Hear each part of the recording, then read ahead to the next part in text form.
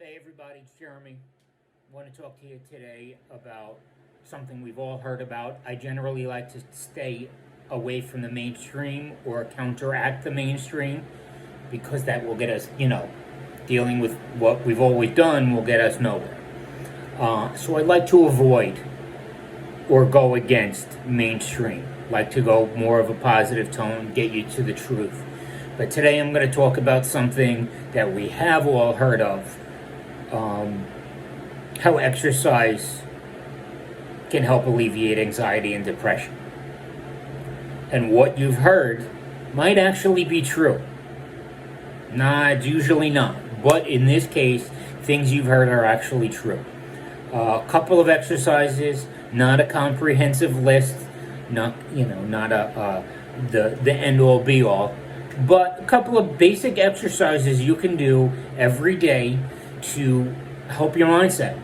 I'm pretty open about suffering with depression, and I do the exercise every day. Every day. The rare day that I don't, it happens, whatever reason. But it's something I must do. So here are some exercises that can help you with your mindset. Running. We've heard of runner's high. Most of us have heard of that. Well, that's exactly what this is. Studies show that running causes lasting changes in our feel-good neurotransmitters. Serotonin, norepinephrine helps during and after exercise. Running can also have a meditative effect on the brain. There is a definition of meditation out there that it's a technique of mindfulness, focusing on a particular object, thought, activity to train attention and awareness, to have clear and calm emotional state. A similar definition is setting aside time for oneself to practice fixed attention or mental contemplation.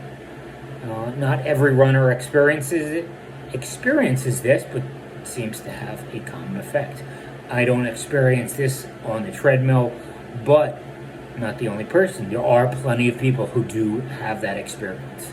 That it's focusing, it's relaxing. That is pretty common. Part of the scientific explanation of how running affects the mind is that there are certain proteins released due to the stress of exercise and how it supports healthy neurons. So far, something that's been shown is that running affects neurons of memory and mental processing.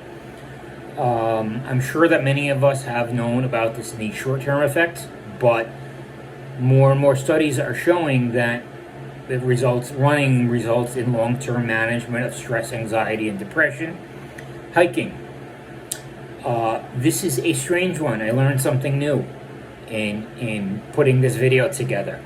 It's not the hiking that is necessarily good for your body and your mindset. Well, your body, yeah.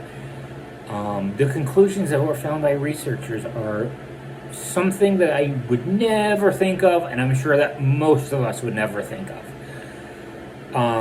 What they found is that plants and trees, they emit chemicals that slow down the process of decay. It has effect on humans. It slows down decay, which is when we're breathing, going through nature.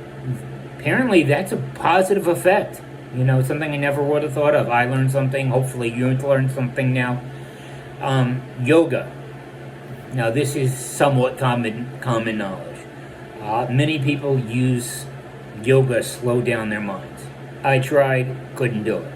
I couldn't get into that spot. But I've seen it working in gyms. How many people do yoga? And how many independent yoga studios are popping up all over the place? In 2012, there were 35 studies noted, and in 25 of them, subjects experienced a significant decrease in symptoms of stress and anxiety.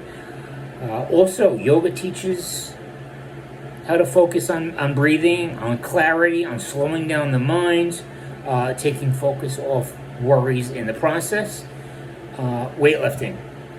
Mentally, this could be good early or late in the day. Some, like myself, like to go early in the day to set a tone of accomplishment, getting things done, a day full of progress. to do that esteemable act, get the day started on the right foot.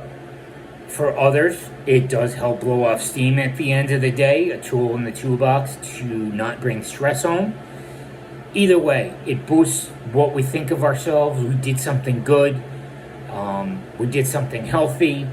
We took a good action. So it does have a mental effect. Dancing.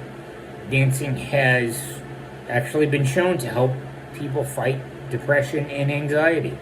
I will never, I do get the depression, the anxiety, and my family will tell you that I will not be caught in my lifetime ever dancing. But people say it's great.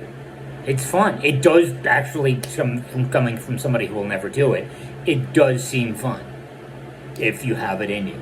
But besides being a great aerobic exercise, depending on the intensity, but it's that fun, celebratory, joyous thing. And it helps get you moving, the serotonin, this, that, and the other thing. It helps. So what I went over is the basic things, is running, hiking, yoga, weightlifting, and dancing. Again, not a comprehensive list. There are other things you can do, maybe some things I wouldn't think of. But for the sake of your physical health, for the sake of your sanity, go get out there and exercise, and I will see everybody soon.